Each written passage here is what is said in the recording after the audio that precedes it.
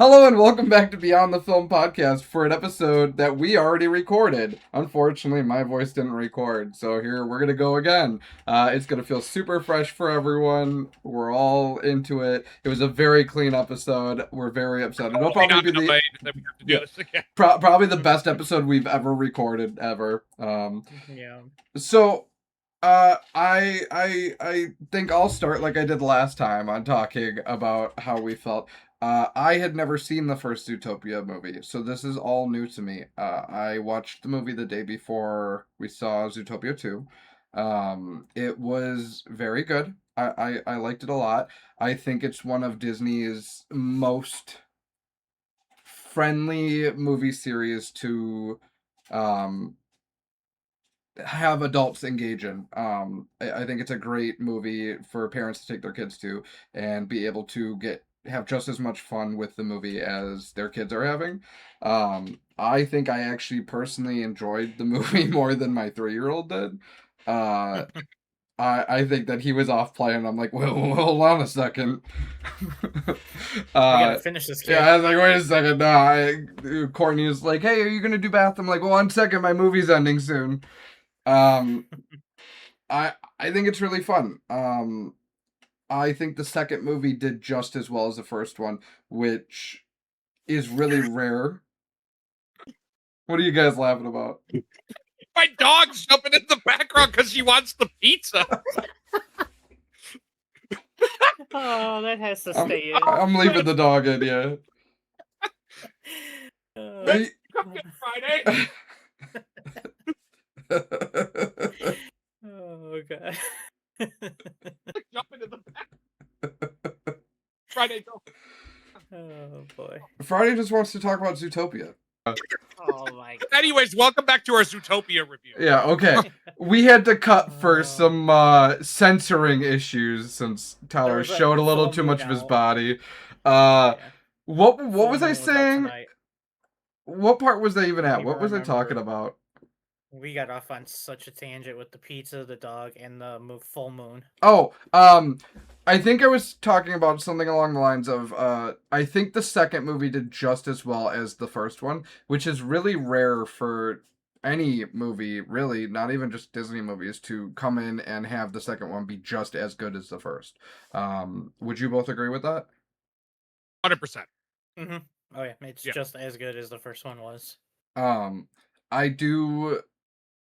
I'll let Tyler get into it because he was the one that started the conversation already in the last one. But Tyler, tell me your thoughts on the series.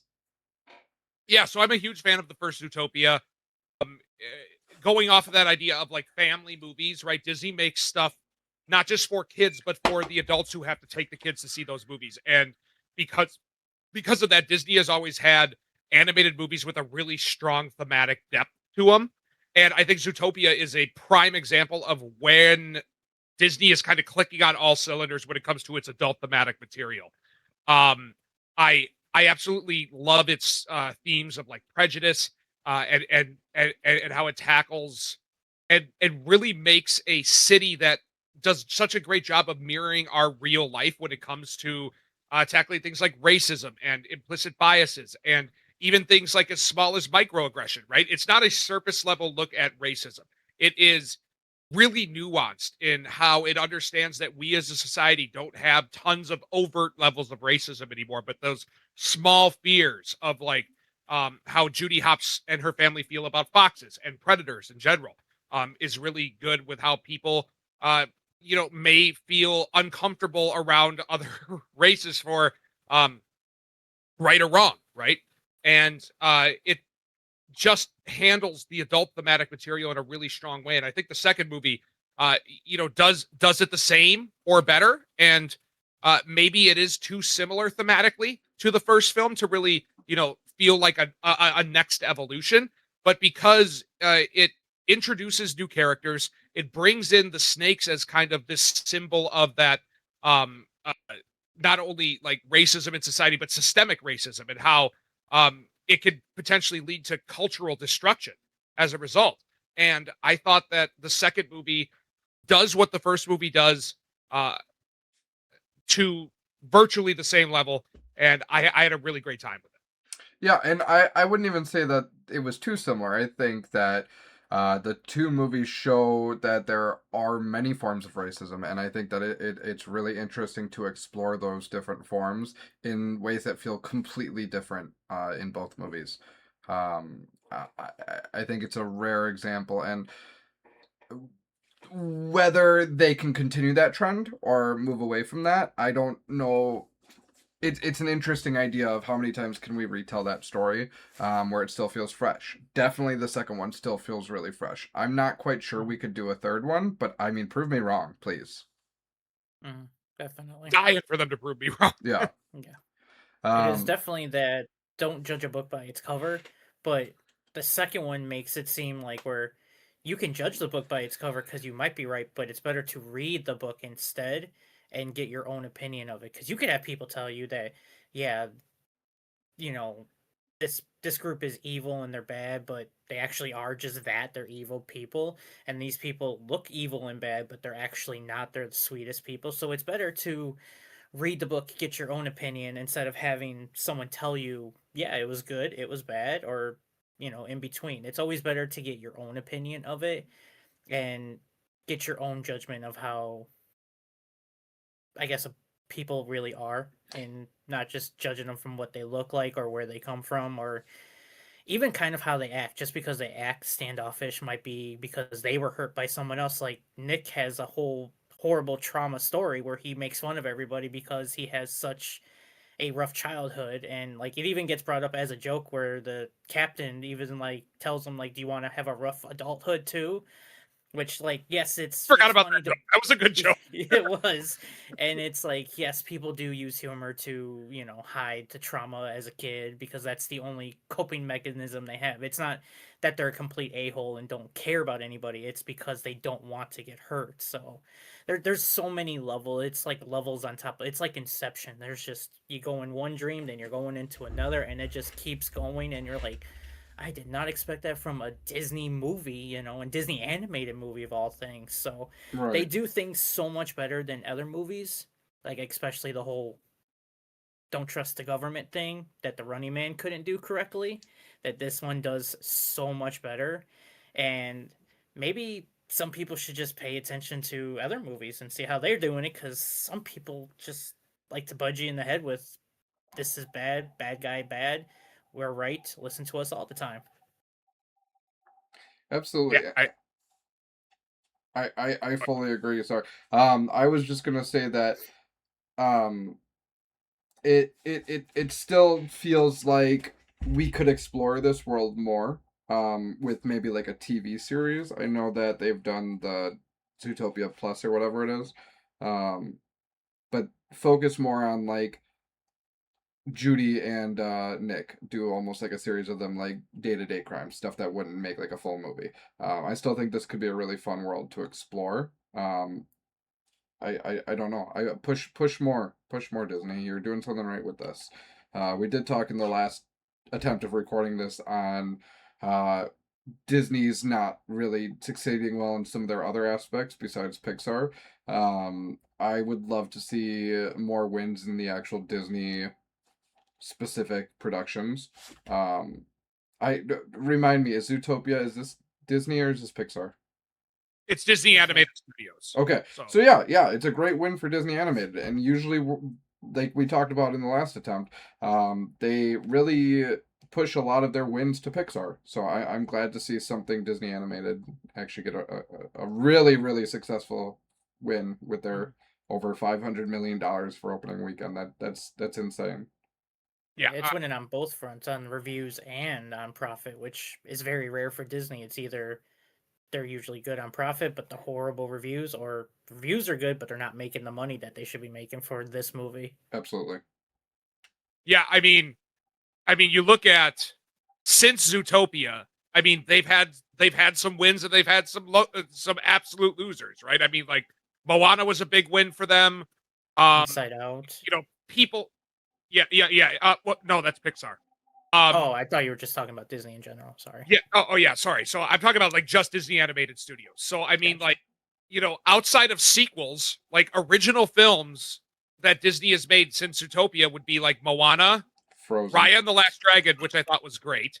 Encanto, which I'm not a fan of. Strange World, which was forgettable. Which was apparently terrible. I never even saw it. I truly And think then, Frozen is their really big win. I mean, Frozen made a buttload of money.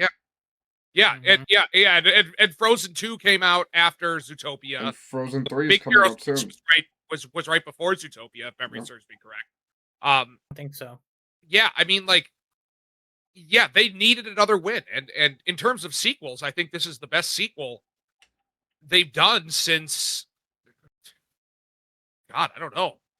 Yeah, I mean, I know Inside Out did well. Inside Out 2 review-wise, was but I don't know- fantastic, actually. I would Yeah, give I it. don't I know if think it did Inside well Out 2 money-wise, was. though. Yeah, Pixar sequels tend to do good. Yeah. But yeah, I mean, Frozen 2, I don't think was well received. I don't even think I saw Frozen 2. Yeah, I saw from what it. I heard, It was a they fine said that movie. it wasn't as good as the first. There wasn't really much. Like, I can't. It's been such a long time, but like, there's nothing apparently wrong with it when I watched it. I mean, it did well enough that it's getting a third movie really soon. So. Yeah. 2027, I think. Yeah. Wreck-It Ralph 2, I know, did not get. Oh yeah, good Ralph reviews Breaks the at all. Internet. Yeah. Yeah, I heard enjoyed that one. Yeah. Yeah, I mean, I like it too, but I've heard people just dog shit down. No, on it. we're They just going- think it's horrible. We're going back to like Aladdin, King of Thieves, and like that kind of era of sequels of like Disney didn't really care. Straight to video, throw it out there and make money. Yeah, it's only been a recent trend where Disney Animation Studio sequels have even been theatrically released. Yeah. Because I'm looking Tarzan 2. Yeah, then we got two Aladdin there's sequels. Yeah. Yeah, where sometimes you can't even get the main cast back. Sometimes. Lion King 2, Lion King 2.5, Lion King 1.5. Yeah, but there's so many of those. I'm looking at Disney Studios, Walt Disney Animation Studios theatrical release timeline before Frozen 2. Do you guys even care to guess what their last theatrically released sequel was? Before Frozen 2? Before Frozen 2. Theatrically, so like in theaters, right? Theatrically released. Toy Story 3? That's Pixar. Oh my god. Basically all those ones you're thinking are probably Pixar. 1999. I don't know. Oh shoot. It's Fantasia 2000. That's insane. Really? Yes. Like there has not been a Walt Disney Animated Studios theatrical release before Frozen 2 since Fantasia 2000. Wow. Like they basically relegated all of those sequels, you know, Emperor's New Groove, Atlantis, Lilo and Stitch, Wreck-It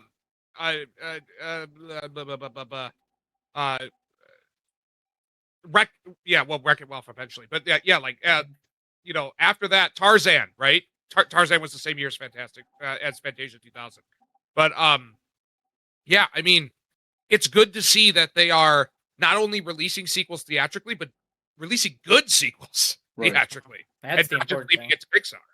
Yeah. So yeah, I guess we'll. Did you guys want to talk any more about this? I just hate it. We had such a good thing. I mean, it's hard to remember what was already said in the last episode. What's missing from this one? I can't express how much I enjoyed these movies. They really are really interesting for both adults and children, and the exploration of systemic racism and the different forms of it, and the ideas of even down to the idea of the different types and how it affects different people and different races differently. I think it was so well done that it truly to me doesn't even feel like a Disney movie. It feels like somebody else had to have made it and sold it to Disney, because it's almost too good. I mean, Disney's a great company, but Disney's also one of the most evil companies that sells dreams. So like, it doesn't feel like a Disney movie. It's that good. Yeah. So when do you guys think we should see this movie, or the audience should see this movie? In the theaters. Yeah, catch it in theaters. Great. Yeah, biggest screen you can. Take Skip the whole 3D. Yeah, I don't know about 3D that. wasn't bad. Well, no, I I said skip the 3D. It wasn't needed. Oh yeah, I mean, Yeah. It's not necessary unless you want it. Yeah. Well, or unless all the other shows are sold out because the movie's making $500 million on its opening. Yeah, that's why we saw it in 3D. Yeah, and I mean, the movie's probably going to have some legs. Disney movies tend to. Yeah. So, I mean, yeah, I mean, I'm excited to see just how much money this movie makes, and what is currently the highest grossing movie of the year so far? I think it's Zootopia. I think it beat Sinners. What about The Long Walk or Weapons?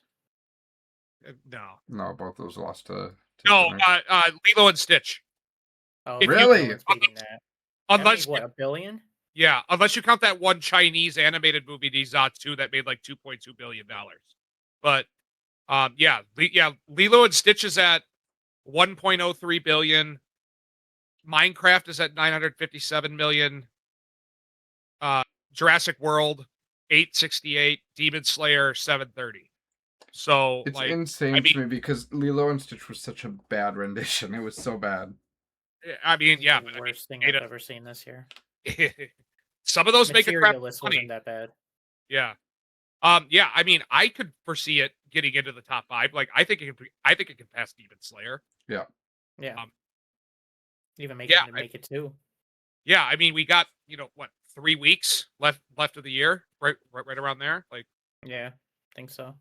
I mean, I think it definitely could make it. Yeah, we'll see what happens with if the ticket sales keep up with where it's at now. It'll get up there. Yeah, and I mean, it'll be even more impressive that a movie cracks the top 5 without a summer release and being released, 6 weeks before the end of the year. Right. Like, yeah. I mean, as of now, it's at 662. Yeah. So I mean, it's what, going into its second weekend, it's already made $662 million. Like, that's bonkers. Yeah, ludicrous.